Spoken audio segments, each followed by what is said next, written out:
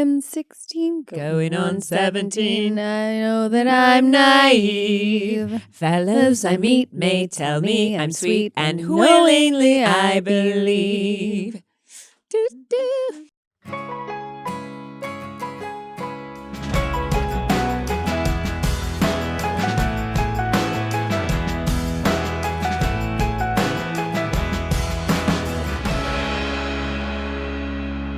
Welcome to the OC Bitches. Welcome to the OC Bitches. We are on season 3, episode 22, the College Try. I feel like season 3 is starting to redeem itself a little bit. Yeah. I like this episode. I like this episode. I also have issues that we're getting close to the end of season 3, and I'll leave it at that. But yes, the synopsis is Ryan and Marissa arrive at Berkeley, and Summer and Seth visit Brown for freshman orientation weekends where familiar faces from the past resurface.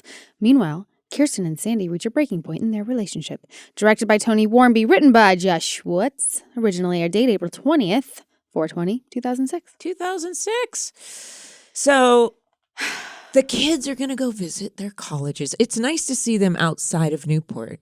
Yes. Yeah. Yes. Ryan and Seth meet in the kitchen. Yes. And it's kind of funny that Ryan actually has a very overpacked bag because he doesn't know how people dress. Well, yeah, and Seth's like, you only own like 2, wife beaters, but whatever we call them. We can quote the characters, right? Mm-hmm. Even though it's not appropriate now. Yes. It's so interesting. There's a lot of that. There's Everything's another changed. quote later that Seth says, and I was like, I don't think we could say that now. I'll get into that later. There's quite a few of those. Yes. But Seth is his plan to take off and go to Rhode Island and maybe not run into, he's not convinced that Summer's going to be there. And I mean, the cojones on this boy. He's really something. He is really something. And then Kirsten comes in and she's all excited to see them go. And all I kept thinking was, she doesn't even know her son didn't get in.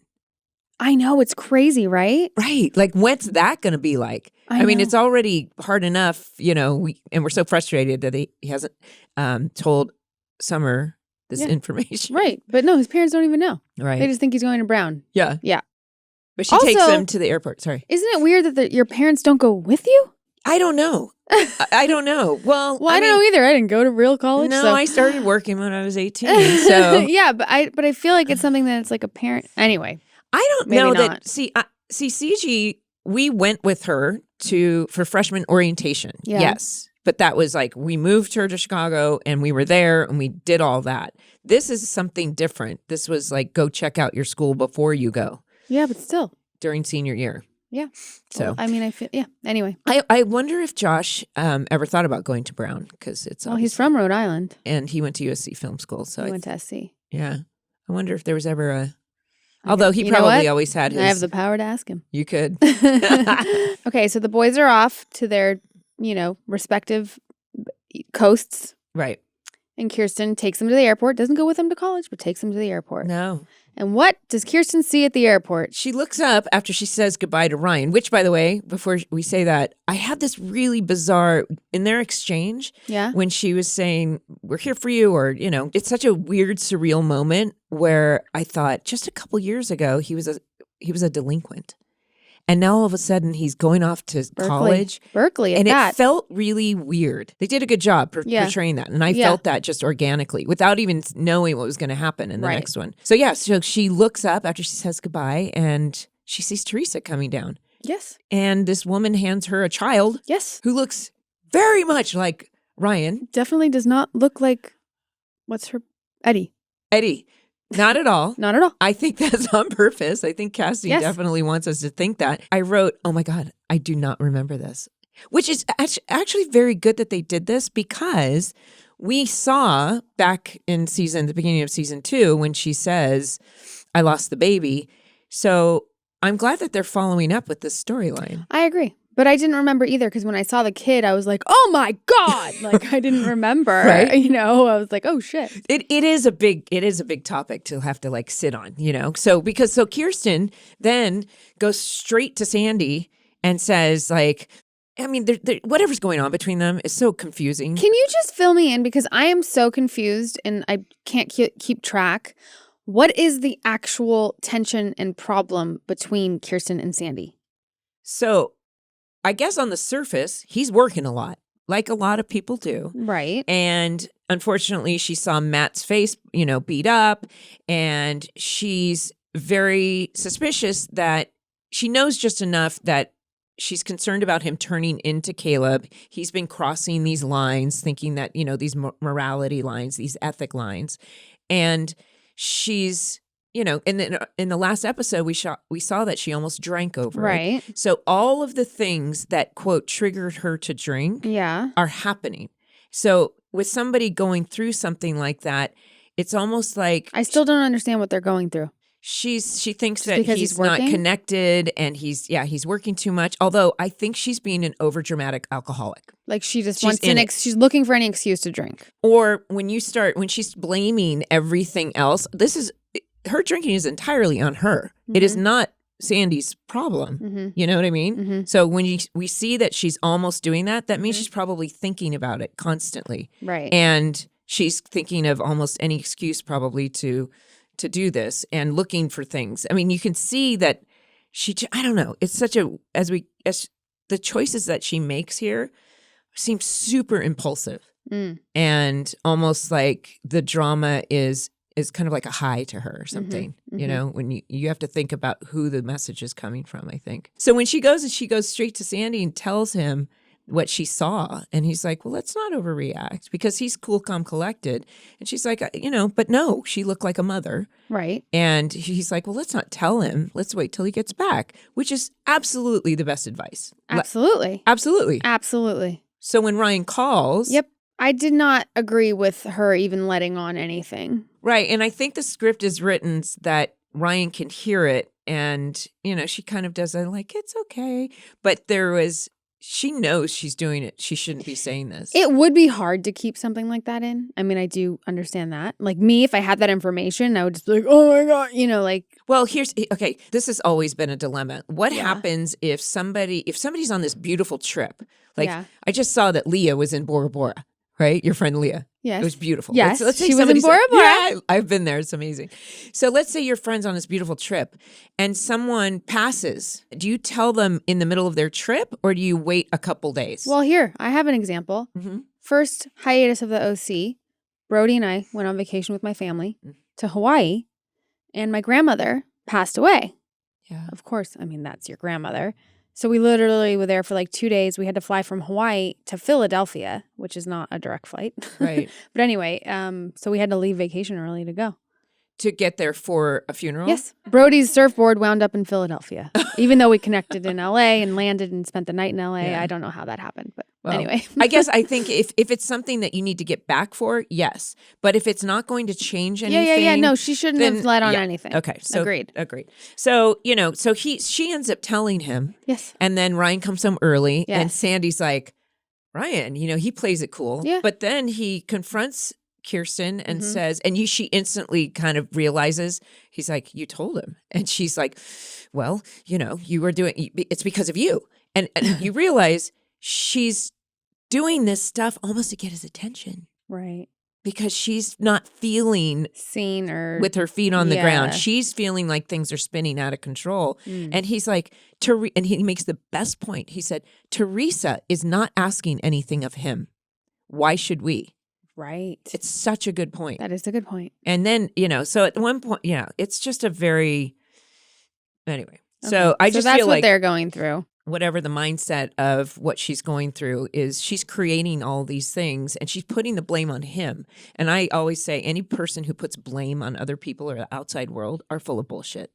Because if you ever have a problem, just look to yourself. Yeah. That's where you start. That's like classic narcissism too, or high conflict. Well, and alcoholism makes people very self-centered. Yes, completely. Okay, there we go. So let's go back in the beginning of the episode. The kids are getting ready. We see that Ryan and Seth, they're on their way, and then we have a scene with Summer and Marissa in the beginning. So they have this. They have a little powwow. Cute. Can I borrow the sparkly sweater or the sparkly scarf, which was very in, I think, at the time. Apparently. Not now, but then. She calls Marissa Newport's Courtney Love, which was funny. It's such a great little conversation because she says, Marissa basically says, I'm done with Volchuk, but I'm going to, and he called me and I'm going to go pick up my stuff. And Summer's He's like, oh, Nelly. no. Oh, no. No. You're not going to his house. She's like, well, and she's like, I've moved on. And she's like, just 48 hours ago, you were Newport's Courtney Love. Yeah. So Summer knows her really well. She knows her friend. Yes. And she's like, no, you need to go, like, fine, I'll do it at the diner. Right. Kind of thing. Right. They're very funny. Okay, so they're both, and so Marissa's going to Berkeley. Yeah. Oh, and then they come downstairs and Julie and Neil are, seeing them off. And I get that it's funny. She's like, oh, you sure don't want me to come with you? And I guess she does want to protect Marissa. And Marissa's like, I got the partying out of my system. And Julie's like, well, I could be your Scientology guide. I know. Which I'm like, what? So were you into is Julie into Scientology? No, I think, is there an excuse to go and pretend that you're the Scientology guide? Julie's just like, that's her way of being humorous, I don't really get the reference. I mean, obviously she's making fun of Scientology or something, but I think maybe, as like an excuse. I actually looked it up. I'm like, Scientology guide? What would that be? Is that somebody that actually goes somewhere with everyone from the Scientology church? All that came up was, like stuff about Scientology. So. I was guiding you to Scientology. Scared to do it because I thought they might be tracking me. Anyway, but then Neil says something that's like, as Summer and Marissa leave, and she's like, bye. And Neil says, well, I think she's out of the woods. Mm-hmm. And all I thought was, my heart just sank because I know she's not. No. I have that a lot with this. Like, oh, I'm going to be in Berkeley and I'm going to be going. I can't. We're not going to talk about it. Right. Okay. Oh, but then he invites her to this party. He says for his colleague's retirement party. And she's like, no, I think I'll be home. And he's like, why can't you join me in this? And she says, well, she's still not comfortable being around the Noopsies because she doesn't want them to gossip. And he says. He's talking to Julie, you're saying. Yeah. Got it. But then there was this thing where she says, she looks at this huge engagement ring. And I thought, what an interesting choice. She's like, okay, I'll go. Like it's big enough to show off. Yeah, I better yeah. She's being, I guess, she's making the right choice. I liked the Girls Gone Wild reference. Right. Brings it back to 2006, everyone. Julie's cute. Now, we see Brown, which is USC. Yes. I remember being there. Yeah. Also, there were like a lot of paparazzi photos I remember of us shooting there. How do they find out? I don't know. Because we didn't have there wasn't like Twitter or something or instant social media. I don't know. But I remember there were paparazzi photos of like Adam and I sitting together like on a chair. Some and, long lenses or something. Yeah. Or some students could have done it or something. I don't know. But I always think it's interesting. If you drive around LA, basically whenever you go to a location, there will be signs for the crew to, just to make sure. But they usually will disguise the name if it's a popular show. Right. So everyone kind of knows. It won't say the OC, but it'll be something. Sometimes it can be like, I'll drive through and I'm like, oh, I know what show that is. You can just tell if it's really? says, yeah. I wonder what they used for ours. We should ask like locations or something. We should get locations. Yeah. That's actually not a bad idea. I know. Katie? Because they always have some really cool behind the scenes. Give yourself the ultimate gift of a stress-free holiday with Next Evo Naturals fast-absorbing CBD products. Next Evo's Smart Sorb technology delivers CBD to your system in as little as 10 minutes. The Smart Sorb upgrades CBD's natural absorption power. It's scientifically formulated to deliver more CBD fast. It's the only brand clinically proven to deliver 30 times better absorption in the first 30 minutes. I have been using their Sleep One, and let me tell you, it's very hard for me to fall asleep. It's very hard for me to have a good sleep. And Next Evo really works, and it works fast. You can help fight the holiday stress with Next Evo Natural Stress CBD Complex Gummies featuring ashwagandha. Ashwagandha and CBD work together to target the source of rising stress hormones like cortisol and is clinically proven to reduce stress by 70%. Let me tell you, the gummies are pretty special. First, they taste great, they chill me out, and they can actually be taken at any time of the day. And it's all in like a fruity snack. Get smarter CBD from Next Evo Naturals and get up to 25% off subscription orders of $40 or more at nextevo.com/podcast, promo code OC. That's nextevo.com/podcast, promo code OC. Make it about more than just the holidays this year with the gift of health from Everlywell. Give the gift of nourishing vitamins and supplements, and with over 30 at-home lab tests like food sensitivity and women's health to help your loved ones get further on their health goals. I have to tell you guys, I'm definitely not pregnant, but my period is like 7 days late. What's up with my hormones? I got my women's health test from Everlywell to help me figure it out because something is up. It's all such a mystery, this women's body. So that test will help you. You will definitely be able to find the perfect test for you or your loved ones. Here's how it works. Everlywell ships products straight to you or your loved one with everything needed in one package. If you ordered an at-home lab test, the sample can simply be collected at home and shipped back to a certified lab in the prepaid envelope included with the test. Digital physician-reviewed results are sent straight to your preferred device in just days. CG has, she's sensitive to a lot of things. So she literally just asked me for the food sensitivity test. So those are stocking stuffers. The gift of health has never been so easy to share than it is this holiday. For listeners of the show, Everlywell is offering a discount of 20% off an at-home lab test at everlywell.com/OC. That's everlywell.com/OC for 20% off your next at-home lab test. everlywell.com/OC.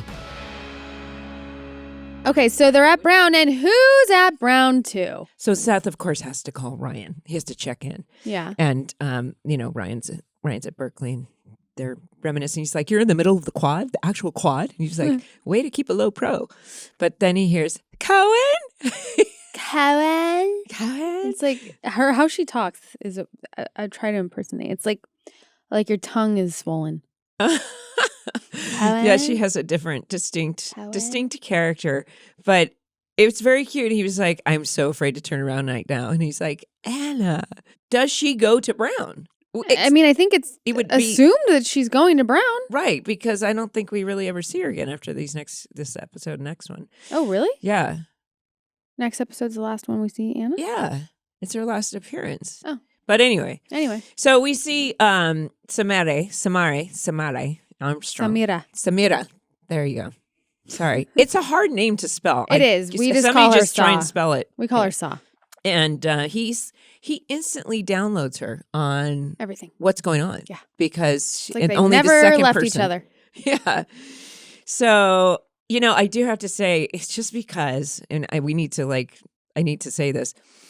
I remember, because this is a memory, and this is not with anything ill intent or anything, but I remember that there was drama with Samara's extensions. Well, there should be, because my goodness, they were very distracting. Yeah.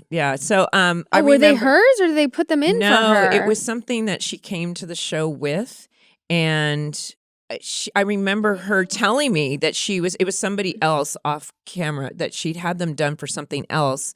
And I think she wanted to keep them, but her hair was really short. You can see that it's really short. So I remember that she was. I thought it was because they wanted it to look as like a big difference from when she was on. I think she showed up with it.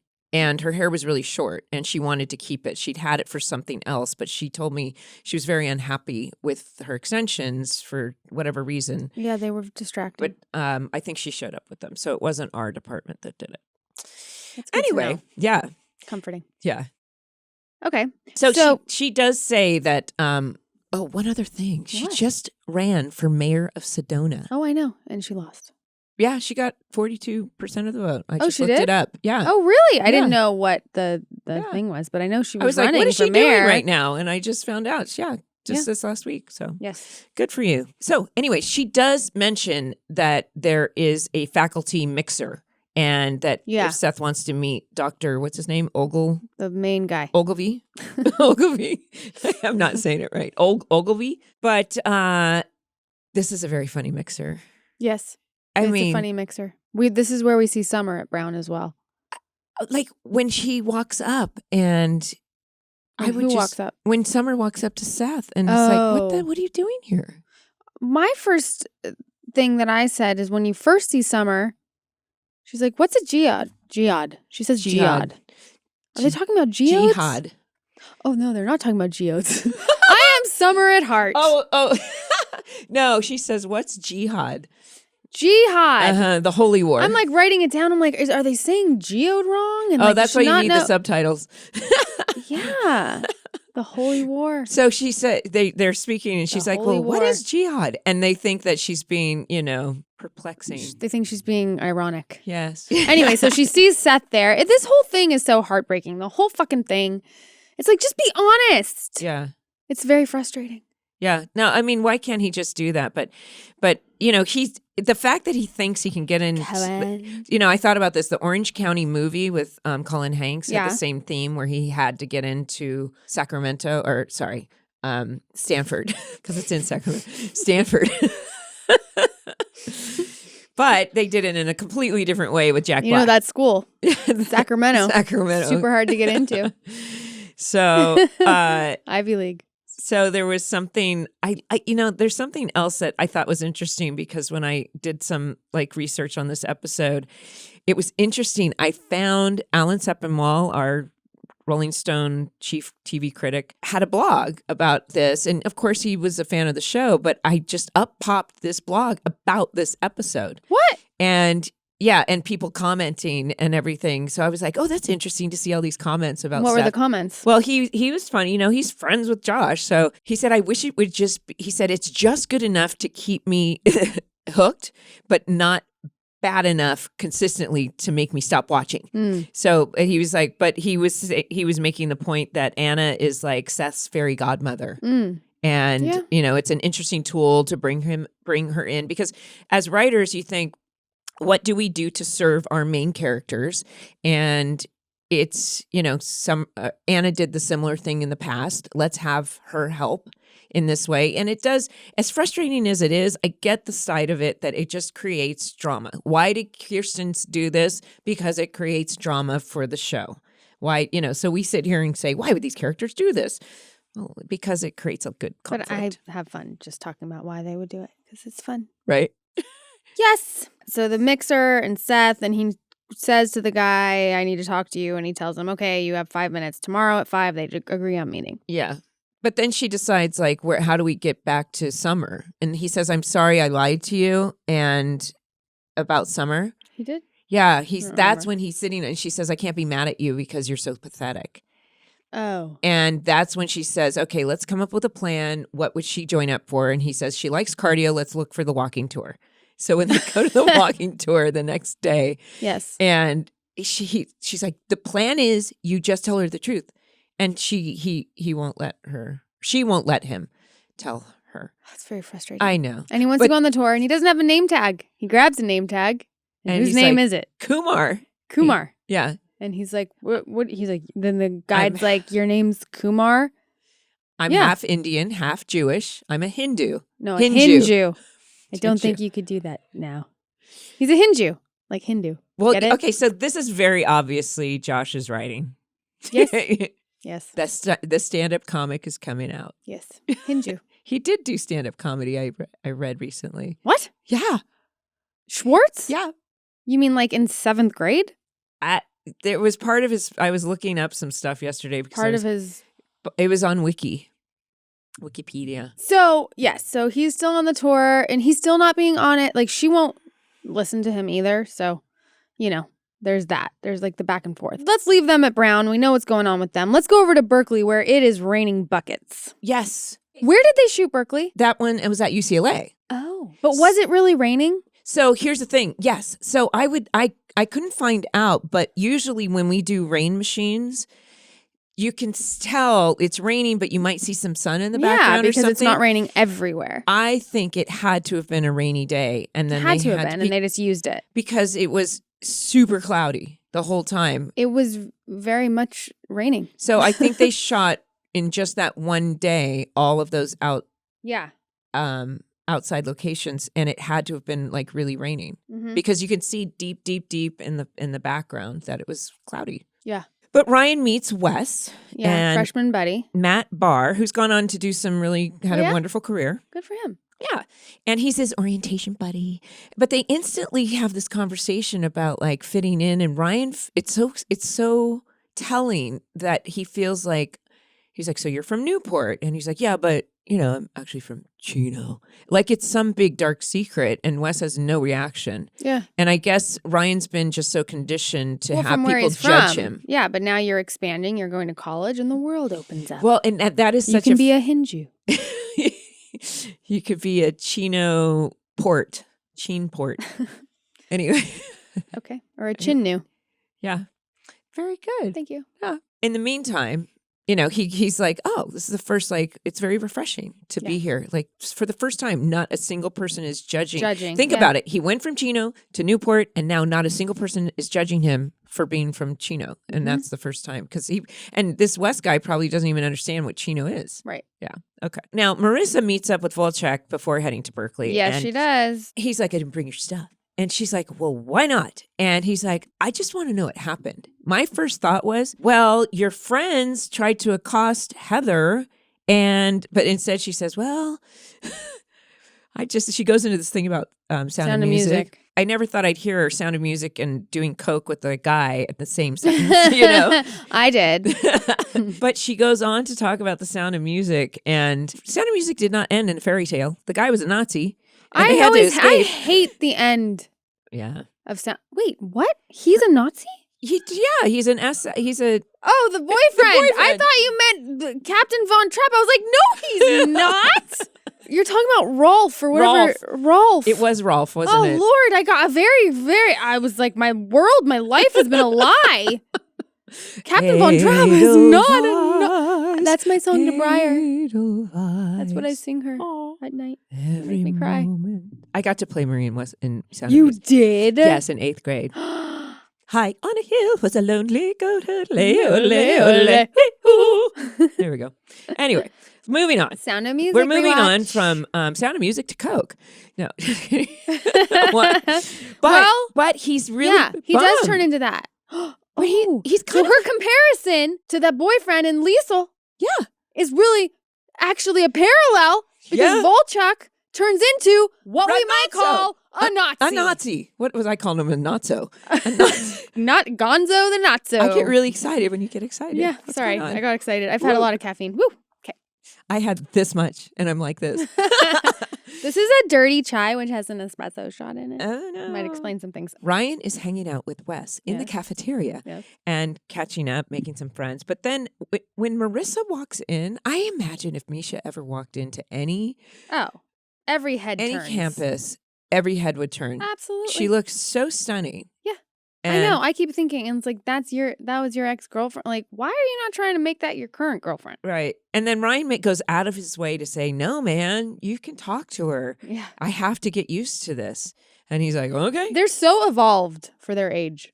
Yeah. Just saying. I say that a lot. Right. And I thought about this and I was like, so this Wes character is like, he has quite a bit to do. And once again, we need characters that serve our leads because it feels like, he's just here for the one episode and we don't always get those just one guest star characters in our show that do that. So we have him.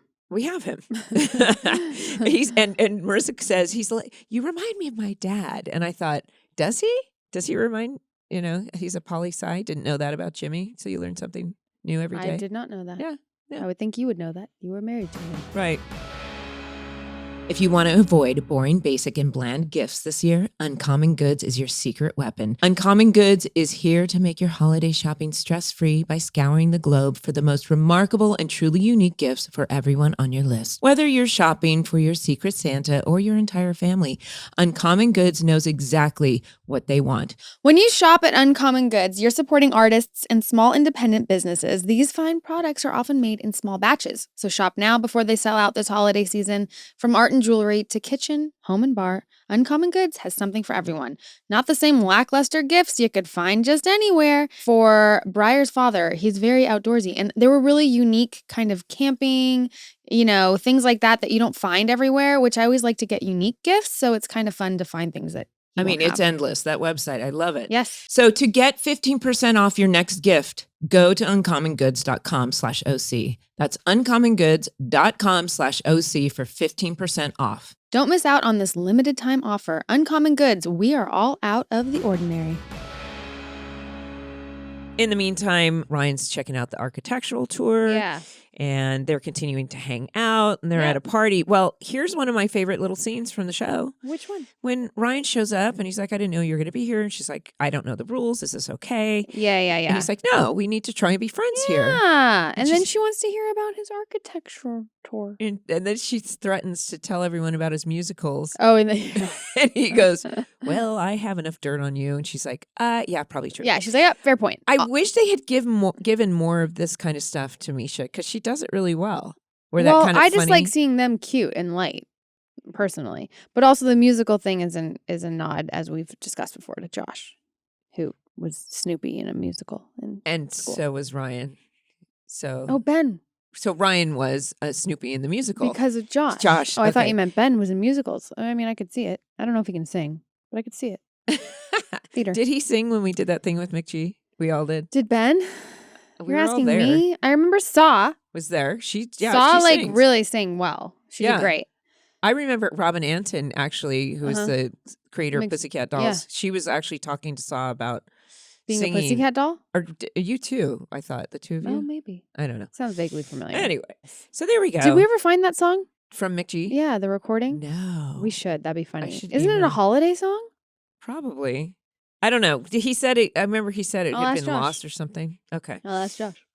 Anyway, so then the next thing we see is that obviously we already saw that Ryan and Kirsten talked on the phone, and so of course Ryan took off. But then Marissa and Wes get into this conversation about how he wasn't a model student, and he says not everyone was I wasn't as gung ho as you are, and she's like, you bought that act, so it's all an act. Yeah.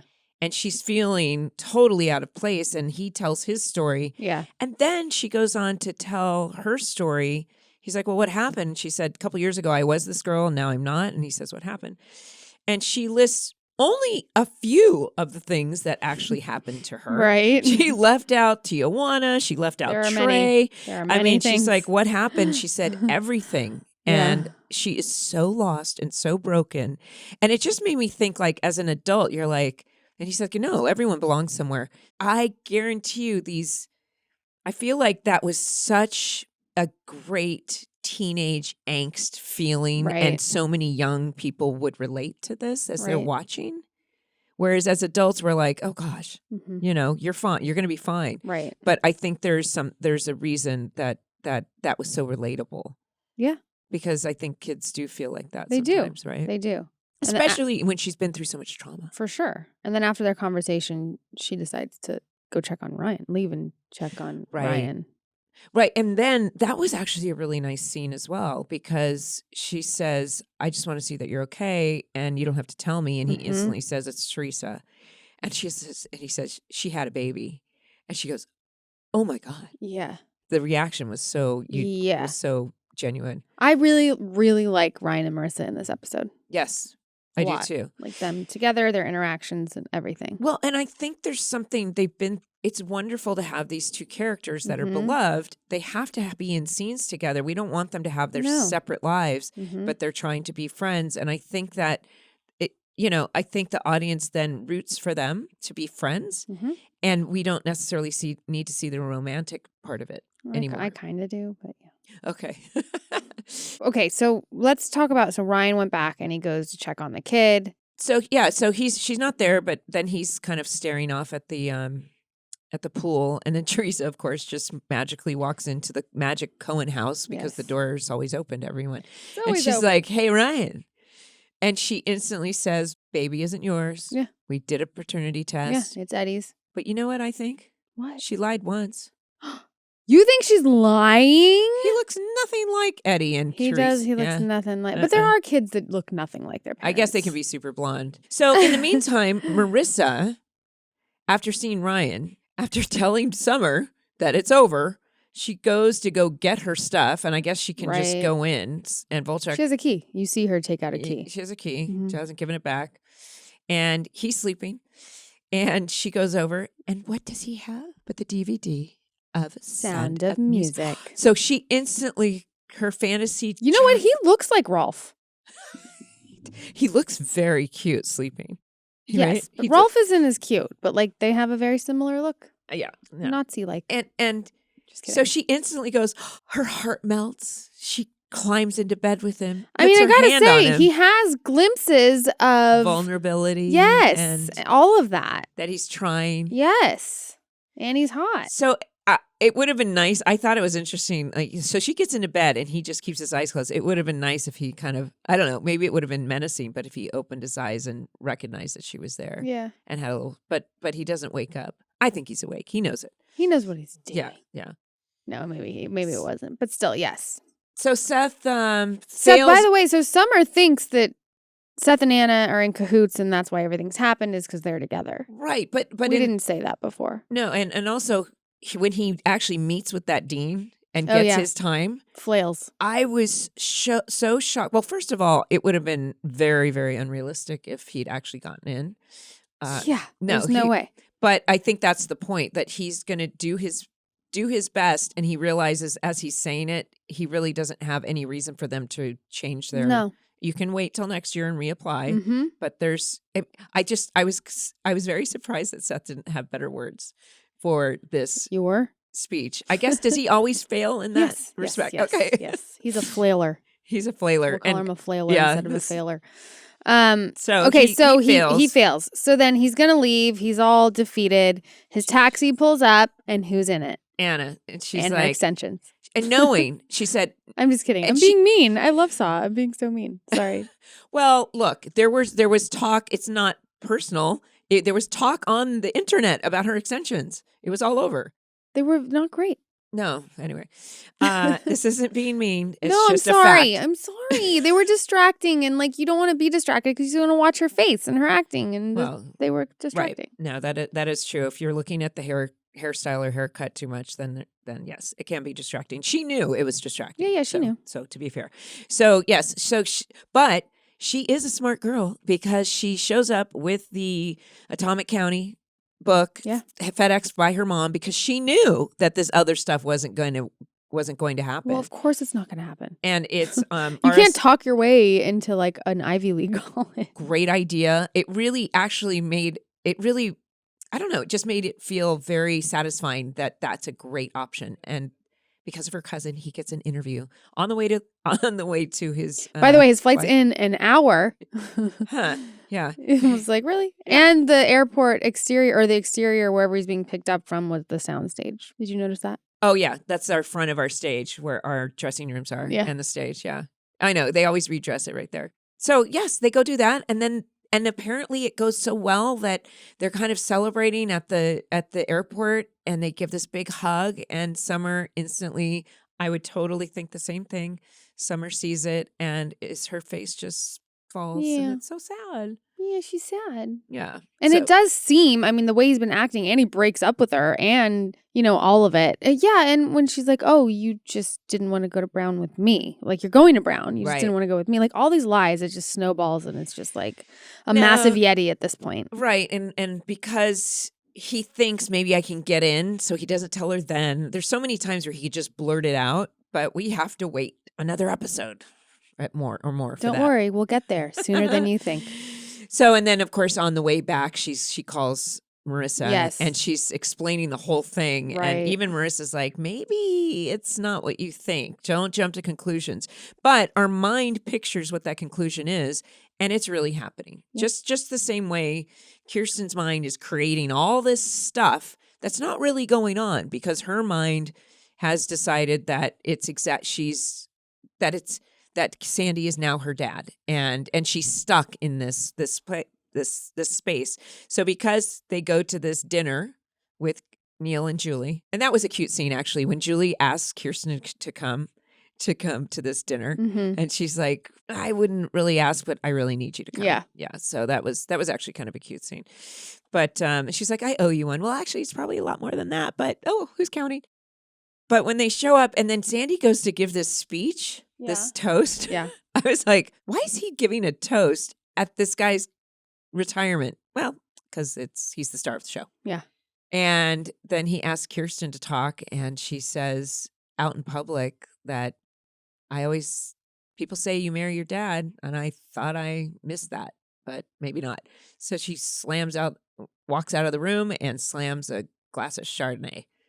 She sure does. Her attempt at it last episode and then the fact that she does it here means that that's all she's been thinking about this whole time. Right. I think that's the end of the episode.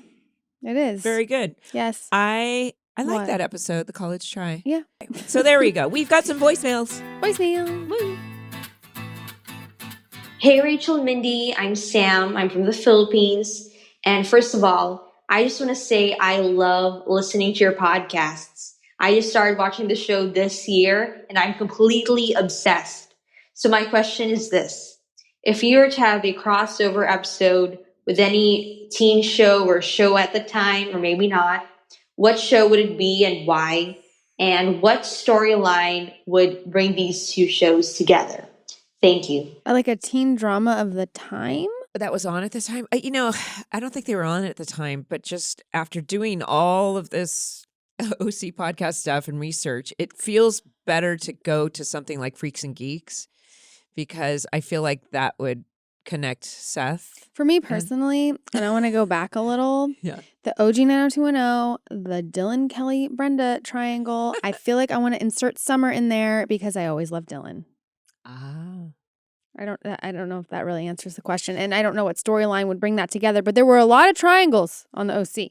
I have another idea. Yes. I've always thought it would have been great to do a musical version of the OC and we could be on Glee.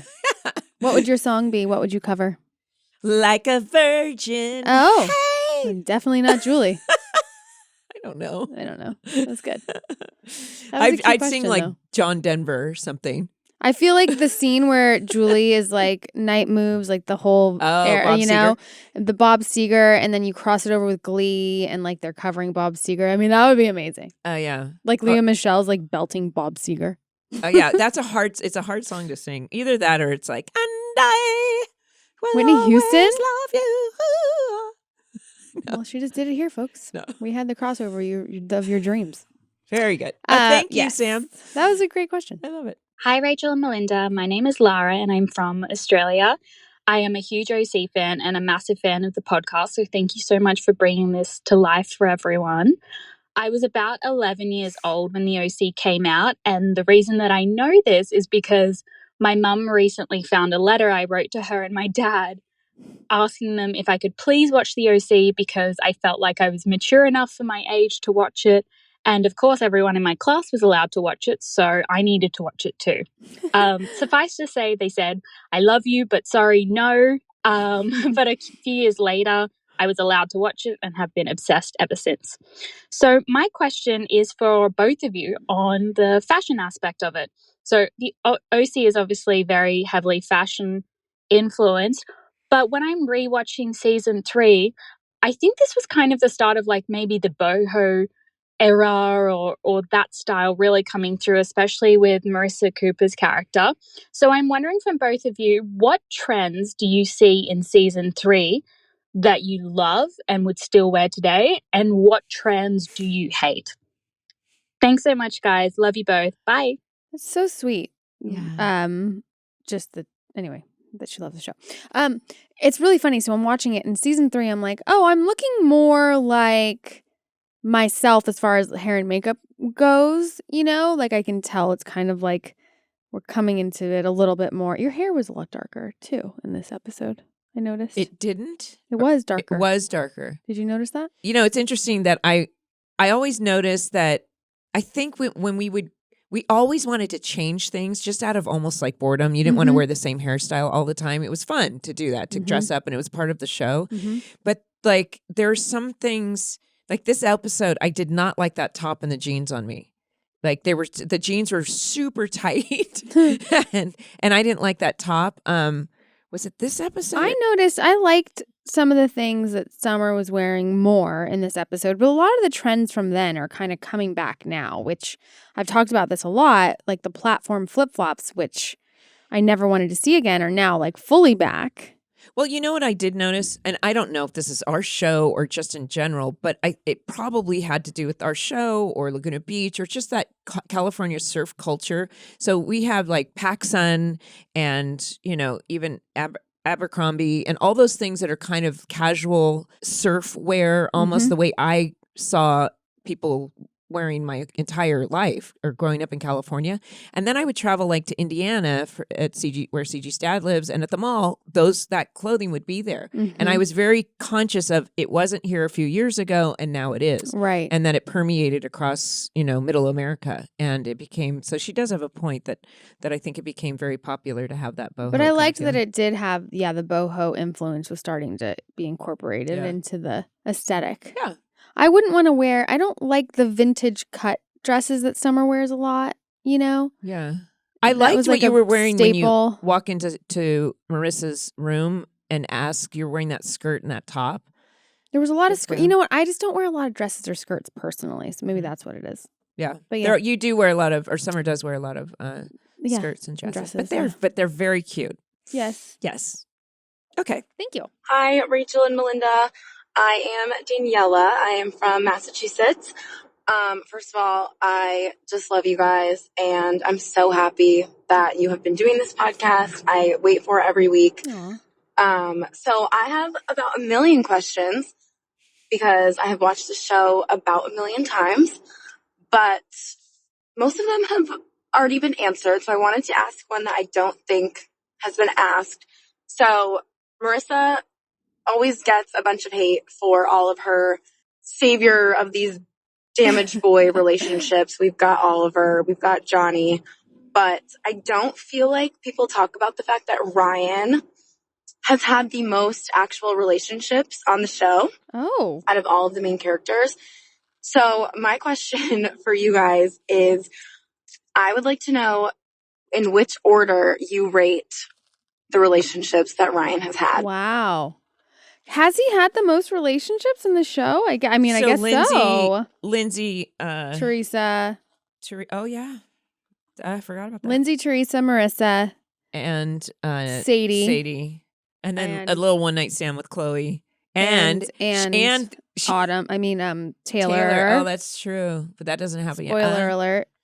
I think ultimately... Are we missing any? Well, there was the grandma. Oh, what about Caleb's girlfriend? Oh, yeah, Caleb's girlfriend. That's not really a relationship. Jess-ish. No, nothing happened there. I mean, obviously, the most... Marissa and Ryan are the epic, tragic... So you're going to rate them number one? Romeo and Juliet, right? Mm-hmm. She was like the... You can't not put them number one, even though he and Sadie, I think, had the best chemistry. Yeah. And then I would go Teresa. And then I would go Taylor? Lindsay. Oh, Lindsay. Oh, I can't say. We can't talk about Taylor yet because we're not in that episode. Well, and also I don't remember and I haven't watched it yet. So then I'll comment on that once we get past season 4. It's such when you think about Taylor now and you think about Ryan now, it's it doesn't make sense. Doesn't quite make sense. So I can't go there, but I will rate them once I see that relationship. What do you think? I just think because I think the human condition loves the drama and the tragedy. I'm just still Ryan Marissa. Yeah, but you're ranking the order. Oh, well, okay. Ryan Marissa. Then I liked him with Sadie. Then Teresa. Then Lindsay. I love Shannon Lucio. Did you miss one? Did we miss one? No. Okay. I'm going to put Chloe at the top. That was hot. Just kidding. Okay, guys, thank you so much for listening. Please follow, rate, and review. Welcome to the OC Bitches, wherever you listen to your podcast. And if you like to watch us, check it out on YouTube. Bye. Bye, bitches. Welcome to the OC Bitches is brought to you by Cast Media. Executive produced by Colin Thompson, Harris Lane, produced by Katie Curtwright, Edited by Parker Flores and our technical engineers, Travis Holden and Dustin Park. Thanks for watching this video. Be sure to start with the pilot episode and catch all of our episode recaps.